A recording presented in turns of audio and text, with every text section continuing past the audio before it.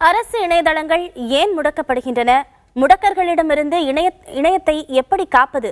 இப்போது பார்க்கலாம். தமிழக அரசின் இணையதளத்தை பாகிஸ்தானைச் சேர்ந்த இணைய முடக்கர்கள் தாக்கி முடக்க முயற்சி மேற்கொண்டுள்ளது இணைய பாதுகாப்பு குறித்த விவாதத்தை கிளப்பியிருக்கிறது. பாகிஸ்தானைச் சேர்ந்தவர்கள் ஏன் அரசு இணையதளங்களை முடக்க வேண்டும் என்ற கேள்விக்கு இணையம் மீதான போர் என்ற பதிலை முன்வைக்கிறார் குற்றத்தடுப்பு நிபுணர் முத்துக்குமரன். இணையதளங்களை முடக்கிறதுக்கு பிரைமரி ரீசன் என்னன்னு பார்த்தீங்கன்னா கோல்டு வார்னு சொல்லலாம், சைபர் கோல்டு வார். ஸோ இப்போ ரீசெண்டாக நடந்த சர்ஜிக்கல் ஸ்ட்ரைக் அதோட ஃபால்பேக் அப்படிங்கச்சு அங்கே ஹேக் பண்ணுறதுக்கு பதில் ஹேக்குக்கு திருப்பி பதில் ஹேக்கு. ஸோ இது கண்டினியூஸாக நடந்துகிட்டே தான் இருக்கும். இதை அவாய்ட் பண்ணுறது கஷ்டமான காரியம். ரெண்டாவது ப்ரிவென்டிவ் சைட்லேருந்து பார்க்கணும். இதில் ப்ரிவென்டிவ் சைட்லேருந்து பார்த்தோம் அப்படின்னா நம்ம சைட்ஸை நம்ம ப்ரொடெக்ட் பண்ணியிருக்கணும்.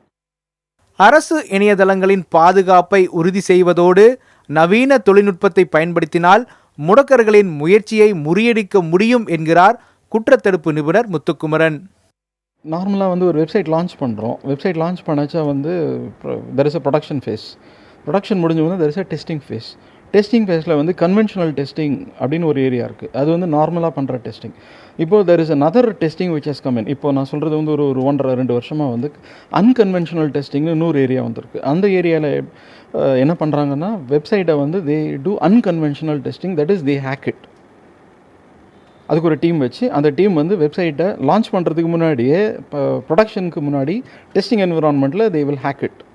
ஹேக் பண்ணி முடிக்க முடியாது, ரொம்ப டஃப் ஹேக் பண்ணுறது. ஏன்னா எல்லாமே ஹேக் பண்ண முடியும். Question is how much time. கடந்த ஒரு ஆண்டில் மட்டும் இந்தியாவில் சுமார் 7000 அரசு இணையதளங்கள் முடக்கப்பட்டுள்ளன என்கிறது ஒரு புள்ளி விவரம். இணையதளங்களுக்கு பாதுகாப்பு கட்டமைப்புகளை உண்டாக்க வேண்டிய நேரம் இது என்பதையே அண்மை கால நிகழ்வுகள் வலியுறுத்துகின்றன. புதிய தலைமுறைக்காக செய்தியாளர் சுப்பிரமணியனுடன் மகாலிங்க பொன்னுசாமி.